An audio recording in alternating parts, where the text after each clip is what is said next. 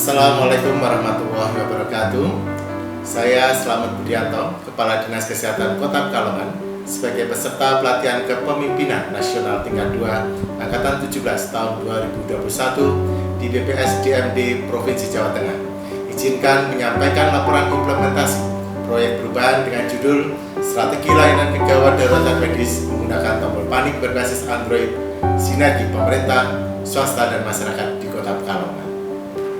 Pembangunan kesehatan bertujuan meningkatkan derajat kesehatan masyarakat setinggi-tingginya, sehingga memberikan kontribusi besar dalam meningkatkan Indeks Pembangunan Manusia atau IPM, yang salah satu indikatornya adalah angka harapan hidup. Angka harapan hidup yang tinggi merupakan salah satu tujuan yang ingin dicapai dari negara-negara dengan tingkat kesejahteraan yang tinggi. Angka harapan hidup ditentukan oleh angka kematian, baik kematian kasar maupun kematian spesifik. Angka ini sangat dipengaruhi oleh kualitas pelayanan kesehatan. Salah satu penyumbang kematian yang cukup besar di rumah sakit yang saat ini adalah pelayanan di instalasi gawat darurat. Pelayanan kegawat daruratan merupakan hak asasi dan kewajiban yang harus diberikan kepada setiap orang yang membutuhkan. Pemerintah dan segenap masyarakat bertanggung jawab dalam pemeliharaan dan peningkatan kualitas pelayanan kesehatan kegawat daruratan sebagai bagian utama dari pembangunan kesehatan dan memiliki sistem pelayanan yang terstruktur. Dalam penentuan mutu pelayanan kesehatan di rumah sakit, salah satu indikator kinerja yang digunakan adalah angka kematian pasien kurang dari 48 jam.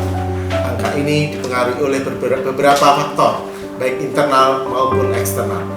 Faktor internal ditentukan oleh kualitas pelayanan, kualitas penanganan oleh tim IGD rumah sakit. Sedangkan faktor eksternal salah satunya dipengaruhi oleh kecepatan dalam merujuk pasien gawat darurat ke rumah sakit.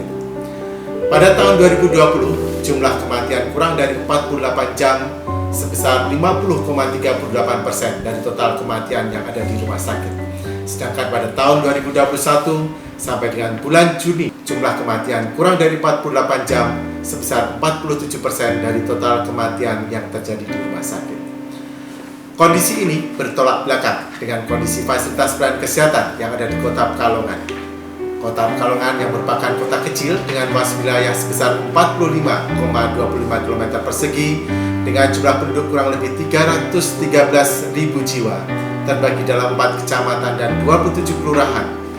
Di Kota Pekalongan terdapat 10 rumah sakit yang tersebar di 4 kecamatan, terdiri dari 2 rumah sakit umum daerah, 1 milik pemerintah Kota Pekalongan dan 1 milik pemerintah Kabupaten Pekalongan. Rumah sakit swasta sebanyak 8 rumah sakit. Dengan jumlah tersebut, harapannya masyarakat dapat mengakses pelayanan kesehatan rujukan dengan mudah.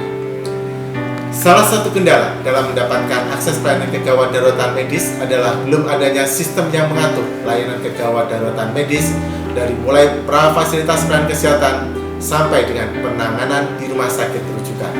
Pemerintah telah menyediakan layanan kegawat darurat medis melalui ambulans 119.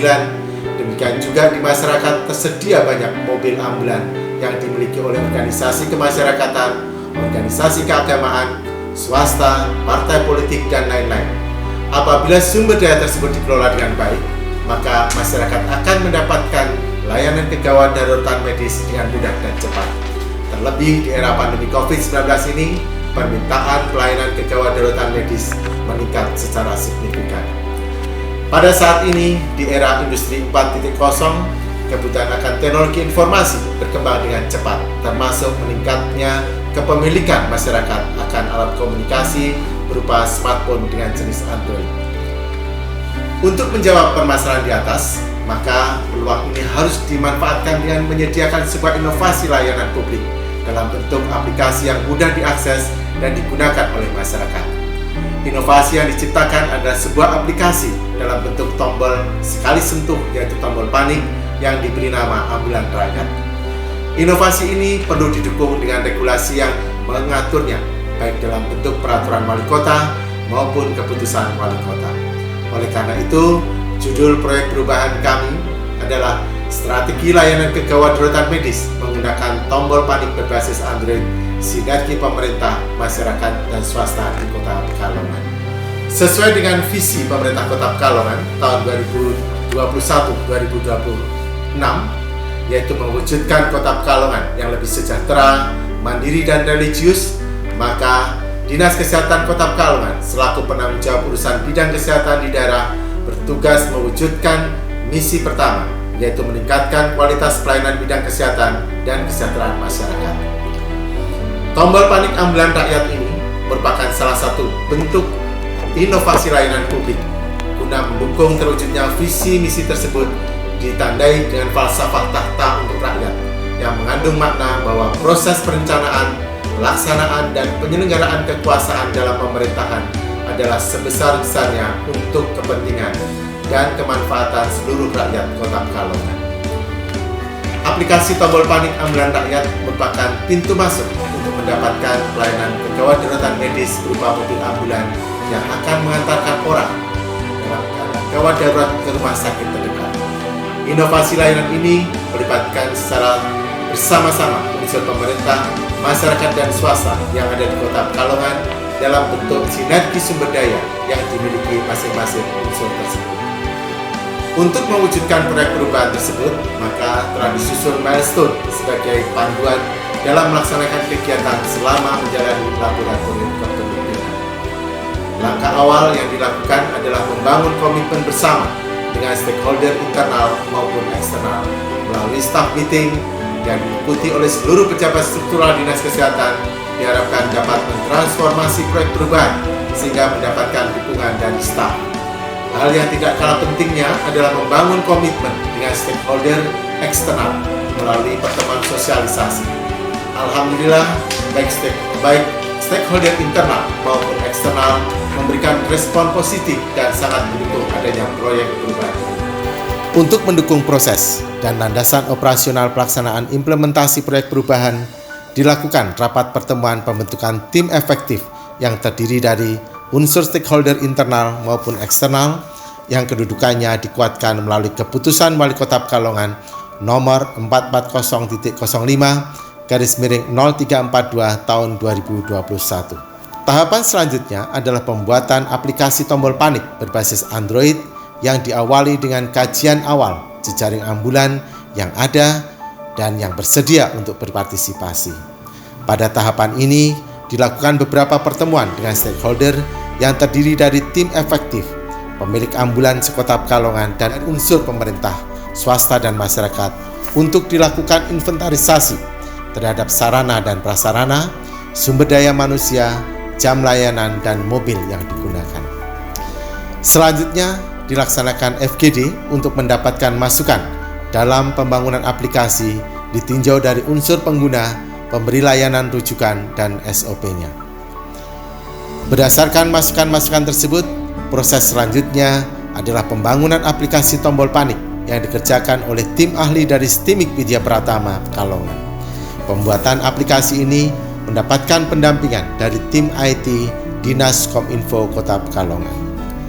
Tahapan selanjutnya adalah penyusunan peraturan Wali Kota Pekalongan tentang subsistem layanan kegawat daruratan medis. Penyusunan perwal diawali dengan penyusunan draft peraturan Wali Kota oleh tim efektif. Selanjutnya juga dilakukan penyusunan draft pedoman dan SOP pelayanan kegawat daruratan medis berbasis Android. Dalam penyusunan perwal difasilitasi oleh bagian hukum Setda Kota Pekalongan dengan melibatkan tim efektif dan stakeholder terkait. Hasilnya adalah telah ditetapkannya peraturan Wali Kota Pekalongan nomor 51 tahun 2021 tentang pelayanan kegawat daruratan medis pra-fasilitas pelayanan kesehatan di Kota Pekalongan. Sedangkan dalam penyusunan SOP difasilitasi oleh bagian organisasi dan bagian hukum Setda Kota Pekalongan. Hasilnya adalah ditetapkannya keputusan Wali Kota Pekalongan nomor 440/0437 tahun 2021 tentang penetapan standar operasional prosedur atau SOP pelayanan kegawat daruratan medis pra-fasilitas pelayanan kesehatan menggunakan tombol panik berbasis Android di Kota Pekalongan tahun 2021. SOP ini mengatur mekanisme atau tata cara pelayanan kegawat daruratan medis baik untuk ambulan medis maupun ambulan non-medis. Pembuatan aplikasi tombol panik berbasis Android memakan waktu cukup lama, kurang lebih 6-7 minggu. Oleh karena itu, pada pertengahan bulan September tahun 2021, dilakukan pertemuan untuk mengetahui progres pembuatan aplikasi tombol panik tersebut. Pertemuan sekaligus untuk mendapatkan masukan dan saran guna pembuatan aplikasi lebih lanjut. Tahapan lebih lanjut dari pembuatan aplikasi tombol panik ini adalah uji coba yang dilakukan terhadap operator ambulan. Hal ini dilakukan untuk mengetahui sejauh mana aplikasi tombol panik ini berfungsi dengan baik sebelum dilakukan launching. Aplikasi tombol panik ini berbasis geolocation yang nantinya dapat diunduh melalui Play Store Android. Sebagai puncak dari tahapan pembuatan aplikasi tombol panik ini adalah dilakukannya launching oleh Wali Kota Pekalongan beserta Wakil Wali Kota Pekalongan dan unsur Forkopimda beserta Sekretaris Daerah dan jajaran OPD terkait serta para awak media baik cetak, elektronik maupun online. Dalam acara launching aplikasi tombol panik berbasis Android ini menghadirkan 19 mobil ambulan yang sudah tergabung dalam jejaring aplikasi. Aplikasi tombol panik ini diberi nama Ambulan Rakyat. Selanjutnya, untuk memperkenalkan aplikasi ini beserta regulasi yang mengaturnya, maka dilakukan sosialisasi kepada stakeholder dan masyarakat. Sosialisasi dilakukan melalui beberapa cara, yaitu pertemuan tatap muka dengan camat, lurah, tokoh agama, tokoh masyarakat, organisasi profesi, organisasi kemasyarakatan, dan lain-lain. Sedangkan sosialisasi melalui media massa dilakukan oleh Batik TV, WBI TV, Radio Kota Batik, surat kabar baik cetak maupun online. Sosialisasi melalui media sosial dilakukan melalui website, WhatsApp, Instagram, Facebook, Twitter, YouTube, dan podcast. Selanjutnya, dalam pemetaan stakeholder, terjadi pergeseran posisi yang semula laten menjadi promoters, diantaranya adalah Stimik Widya Pratama, penyedia ambulan, pengurus daerah Muhammadiyah, PCNU, Kabag Hukum Sirda, dan Direktur RSUD Mendan. Tahapan akhir dari milestone jangka pendek adalah dilaksanakannya monitoring dan evaluasi dari semua tahapan proyek perubahan. Selanjutnya, project leader masih memiliki tanggung jawab untuk terus mengembangkan aplikasi ini sustainable agar dapat terus berfungsi dan bermanfaat bagi masyarakat dengan mengimplementasikan milestone jangka menengah dan jangka panjang untuk mewujudkan tujuan yang telah ditetapkan. Berikut ini adalah testimoni dari beberapa stakeholder. Yang pertama di Jawa Tengah, ini di launching di Kota Pekalongan, ini menurut saya luar biasa. Tapi yaitu ke depan pemaksimalan sosialisasi kepada masyarakat, karena ini sangat mudah. Tadi kita sudah praktek juga bagaimana kita menekan tombol panik. Terus selang beberapa lama, hanya hitungan menit, ambulan yang terdekat itu bisa terconnecting dan bisa langsung datang melayani masyarakat. Kami dari pimpinan daerah Muhammadiyah Kota Pekalongan siap mendukung aplikasi yang dibuat oleh Dinas Kesehatan, yaitu tombol panik layanan ambulan rakyat. Kami siapkan armada untuk mendukung kegiatan tersebut. Saya dari Lasisnu PCNU Kota Pekalongan mengapresiasi adanya tombol panik yang telah di-launching oleh Dinkes Kota Pekalongan. Kami bersama kru dan mobilnya siap untuk membantu masyarakat dalam rangka pelayanan untuk mengakses ambulan di Kota Pekalongan. Saya Dr. Emi Widiarti, MPH, Direktur Rumah Sakit H. Asaki Junad Pekalongan, sangat berapresiasi sekali dengan adanya tombol panik ambulan rakyat. Saya Indah, mewakili masyarakat Kota Pekalongan, sangat berterima kasih sekali atas launchingnya tombol panik ambulan rakyat dari Dinas Kesehatan Kota Pekalongan. Demikian laporan implementasi proyek perubahan yang dapat kami sampaikan. Hal ini tentunya masih terdapat kekurangan. Oleh karena itu, mohon masukan, saran dan bimbingan dari narasumber, mentor, coach, dan semua pihak yang berkepentingan guna perbaikan dan penyempurnaannya. Apabila dalam penyampaian ada hal yang kurang berkenan, mohon maaf yang sebesar-besarnya. Saya akhiri. Wassalamualaikum warahmatullahi wabarakatuh.